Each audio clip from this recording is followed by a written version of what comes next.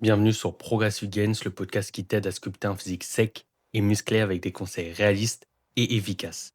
Pas de promesses vides, que des résultats concrets. Je suis Sofiane, votre hôte pour ce podcast. Pour ceux qui ne me connaissent pas, je suis coach sportif diplômé, passionné par l'apprentissage et en constante formation dans différents domaines. Mon objectif, développer mes connaissances et mes compétences pour pouvoir aider un maximum de personnes à atteindre leurs objectifs. Aujourd'hui, on se retrouve pour le 14e épisode du podcast. C'est la suite du podcast précédent où je vais te présenter 3 autres erreurs courantes qui t'empêchent de prendre du muscle. À la fin de cet épisode, tu sauras exactement ce qui bloque ta progression et tu pourras réajuster ton plan pour obtenir des résultats dans les prochaines semaines. Comme d'habitude, avant de commencer, si les podcasts te plaisent, pense à liker si t'es sur YouTube ou à mettre des étoiles si t'es sur Spotify. On attaque sans plus tarder du coup la première erreur qui est que tu ne manges pas assez même si tu penses que tu manges suffisamment. Alors il y a plusieurs raisons.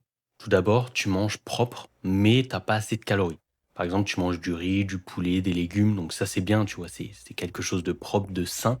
Mais le problème, c'est que c'est pas suffisamment calorique finalement. Donc il faut que tu privilégies quand même des aliments un peu plus caloriques, même s'ils sont peut-être un petit peu moins sains.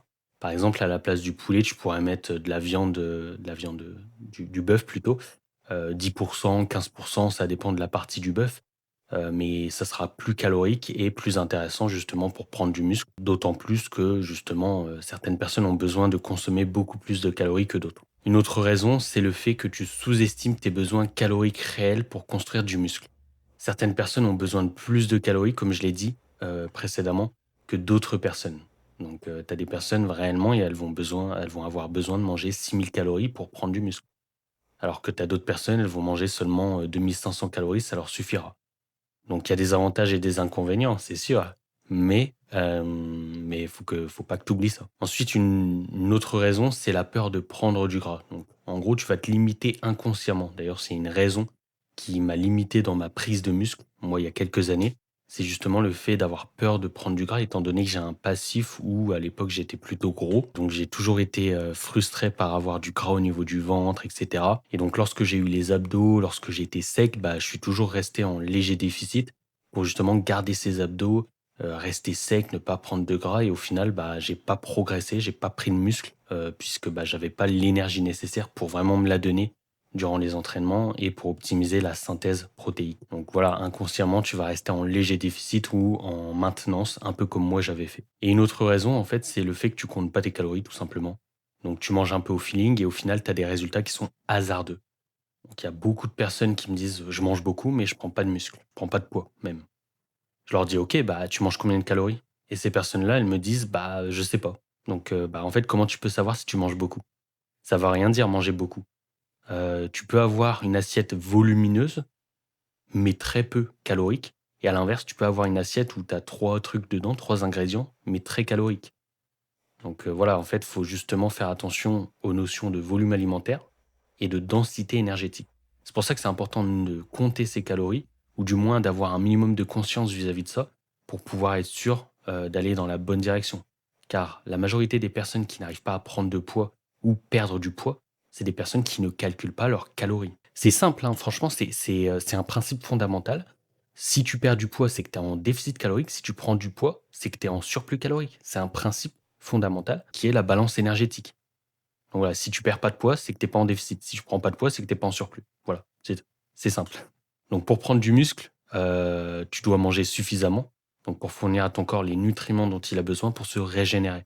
Car oui, finalement, c'est pas, pendant ton entraînement que tu vas prendre du muscle. Pendant l'entraînement, justement, tu as des dégâts musculaires et cetera et c'est pendant le repos, pendant le fait que tu vas manger, dormir, tu vas réussir à régénérer ton corps, régénérer tes muscles, de par les nutriments que tu vas apporter, principalement des protéines d'ailleurs, qui vont permettre justement l'anabolisme musculaire. Donc moi, je te conseille d'être en léger surplus calorique pour favoriser la prise de muscle. Et tu dois également avoir une bonne répartition en termes de macronutriments, c'est-à-dire que voilà, tu as déjà entendu probablement les recommandations, ça reste des fourchettes plutôt larges, mais moi je te conseille 1,6 à 2,2 grammes de protéines par kilogramme de poids de corps. Si tu veux vraiment être large, en fait, va directement sur les 2 grammes de protéines par kilogramme de poids de corps. Ensuite, au niveau des lipides, je te conseille 0,8 à 1 gramme de lipides par kilogramme de poids de corps. Donc là, encore une fois, ça dépend en fait, si tu es un gros mangeur, si tu as du mal à manger et cetera. Dans ce cas-là, si tu as du mal à manger, vise la fourchette haute des lipides. Ça va t'apporter plus de calories sans apporter plus de volume alimentaire. Donc c'est pour ça que c'est intéressant. Et au niveau des glucides, bah, ça va être le reste des calories. Donc encore une fois, tes calories, tu vas devoir les calculer via un calculateur. Tu vas tester tes calories de maintenance. En gros, ton poids doit se stabiliser pendant 2 3 semaines.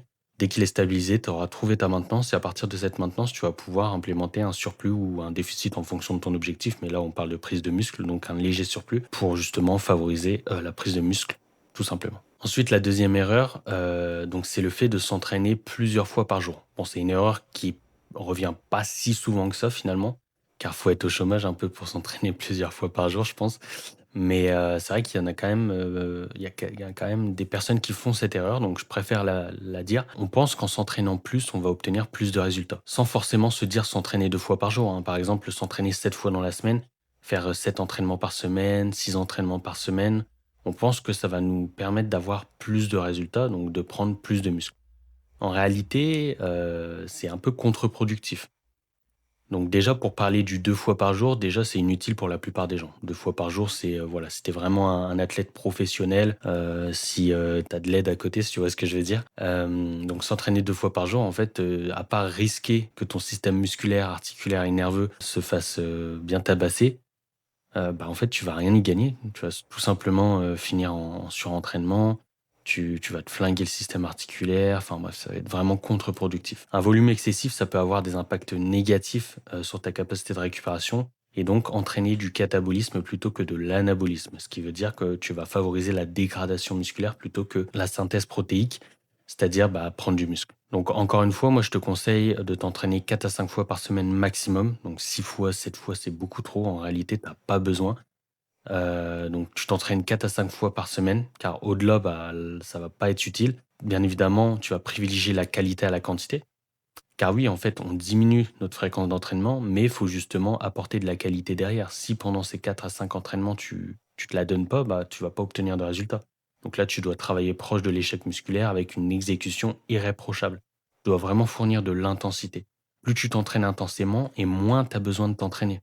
Ce qui est logique. Également, tu dois mettre un focus sur la nutrition, le sommeil et ta régularité. Donc nutrition, sommeil, ça va être vraiment pour la récupération musculaire, car encore une fois, en fait, la synthèse protéique va se faire pendant la récupération. Donc lorsque tu dormiras, lorsque tu t'entraîneras pas tout simplement. Et c'est vraiment là en fait que tu vas gagner vraiment du muscle. La régularité, c'est un pilier indispensable comme j'en avais parlé dans l'épisode précédent. La régularité en fait, c'est le la base de la pyramide. C'est vraiment un indispensable. Si tu pas régulier en fait, bah, le reste, ça suivra pas et tu auras pas de résultat. Avant d'aborder la dernière erreur, donc j'ai créé une masterclass sur la PDM qui t'explique comment planifier ta PDM de A à Z pour prendre un maximum de muscles et un minimum de gras avec des stratégies spécifiques. C'est totalement gratuit, c'est totalement offert. Le lien, il est dans la description. Perds pas de temps. Franchement, moi, j'aurais bien voulu avoir ça, en tout cas, quand j'ai commencé. Donc, je pense que tu vas apprendre beaucoup de choses et d'ici quelques semaines, tu vas pouvoir commencer à avoir tes premiers résultats. Donc, franchement, n'hésite pas à y aller, t'as rien à perdre. Et enfin, la dernière erreur, donc ça, c'est une erreur que je rencontre énormément, c'est de faire trop de cardio. Car oui, en fait, le cardio, c'est une bonne idée, mais le problème, c'est que si tu en abuses, c'est toujours une question de dosage, bah, ça va être néfaste. En fait, le cardio, ça peut améliorer ta santé, ta récupération globale. Donc ça, c'est vachement intéressant si tu le doses bien. Mais la plupart des gens, bah, ils ont tendance à en faire trop avec une intensité excessive et en fait, ça va compromettre ta capacité de récupération et donc tes gains musculaires. Ce que tu dois savoir, c'est que la musculation, ça va te permettre de perdre du gras sur le long terme. Donc sur le long terme, concrètement, tu vas perdre du gras, prendre du muscle et ça va te permettre une recomposition corporelle. Donc en gros, tu auras moins de body fat et tu auras plus de muscles. Je te conseille de limiter le cardio, donc je te conseille 10 à 20 minutes en fin de séance de muscu, donc toujours en fin de séance, hein, pas avant. Privilégie le cardio basse intensité, par exemple de la marche rapide, du vélo, des choses comme ça. Ça va vraiment favoriser justement la récupération musculaire et la perte de gras.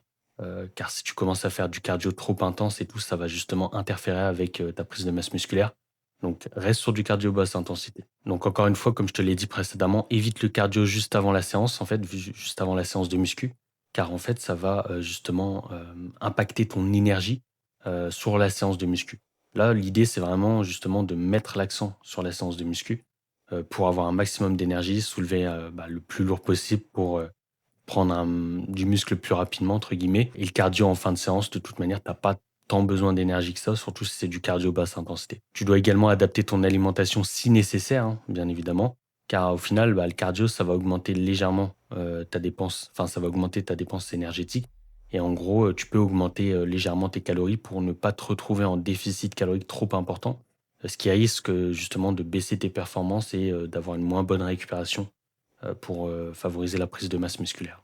Donc, il faut vraiment faire attention à ça. Donc voilà, c'était tout pour ces 3 erreurs. Donc encore une fois, j'ai créé une masterclass PDM qui t'explique comment planifier ta PDM de A à Z pour prendre un maximum de muscles et un minimum de gras avec des stratégies spécifiques pour développer un physique sec et musclé. Le lien, il est dans la description. Tu peux y aller, c'est totalement gratuit, totalement offert. Il y a également mon Insta dans la description où je partage beaucoup de contenus qui pourront t'aider dans ta progression. Tu peux également m'envoyer des messages si tu veux. Je me ferai un plaisir de te répondre. Et enfin, il y a un lien justement encore dans la description. Si tu souhaites avoir plus de renseignements sur mon coaching, ça m'enverra un message. On pourra justement discuter un peu de tes objectifs, de tes blocages, de comment je travaille, comment je pourrais t'aider à atteindre ton objectif. Donc n'hésite pas à aller check la description, il y a tous les liens. Et puis moi, je te dis à la prochaine pour le prochain podcast.